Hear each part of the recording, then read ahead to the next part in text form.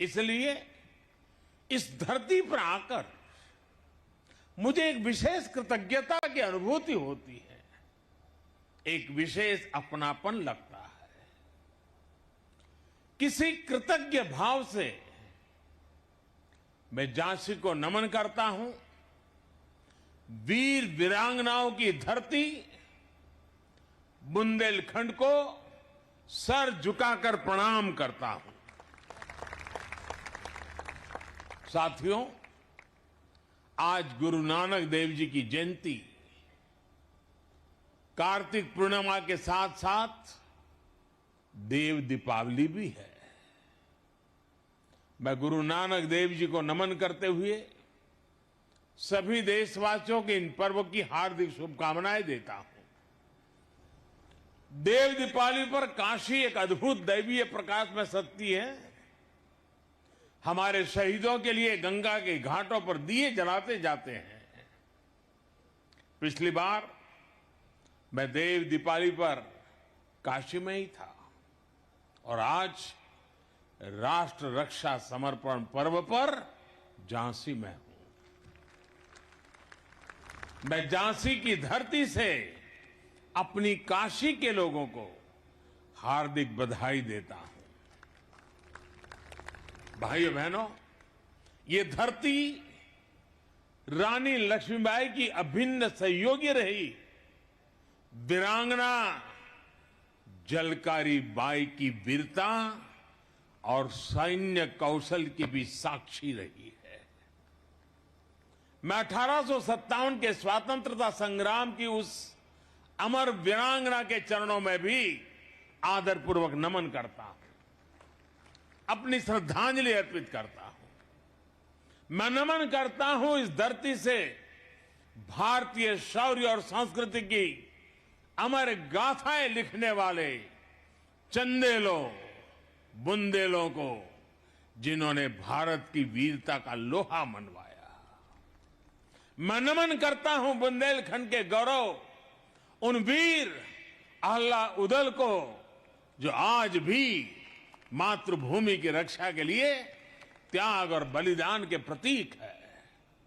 ऐसे कितने ही अमर सेनानी, महान क्रांतिकारी, युग नायक और युग नायिकाएं रही हैं, जिनका इस झांसी से विशेष रिश्ता रहा है, जिन्होंने यहां से प्रेरणा पाई है। मैं उन सभी महान विभूतियों को भी आदरपूर्वक श्रद्धांजलि देता हूं। रानी लक्ष्मीबाई की सेना में उनके साथ लड़ने वाले, बलिदान देने वाले आप सब लोगों के ही तो पूर्वज थे। इस धरती की आप सब संतानों के माध्यम से मैं उन बलिदानियों को भी नमन करता हूं, वंदन करता हूं। साथियों, आज मैं झांसी के एक और सपूत मेजर ध्यानचंद जी का भी स्मरण करना चाहूंगा, जिन्होंने भारत के खेल जगत को दुनिया में पहचान दी। अभी कुछ समय पहले ही हमारी सरकार ने देश के खेल रत्न अवार्ड्स को मेजर ध्यानचंद जी के नाम पर रखने की घोषणा की है। झांसी के बेटे का, झांसी का यह सम्मान हम सभी को गौरवान्वित करता है। साथियों, यहां आने से पहले मैं महोबा में था, जहां बुंदेलखंड की जल समस्या के समाधान के लिए पानी से जुड़ी योजनाओं और दूसरी विकास परियोजना के लोकार्पण और शिलान्यास का अवसर मुझे मिला। और अब झांसी में राष्ट्र रक्षा समर्पण पर्व का हिस्सा बन रहा हूं। ये पर्व आज झांसी से देश के रक्षा क्षेत्र में एक नया अध्याय शुरू कर रहा है। अभी यहां 400 करोड़ रुपए के भारत डायनेमिक लिमिटेड के एक नए प्लांट का शिलान्यास हुआ है। इससे यूपी डिफेंस कॉरिडोर के झांसी नोड को नई पहचान मिलेगी।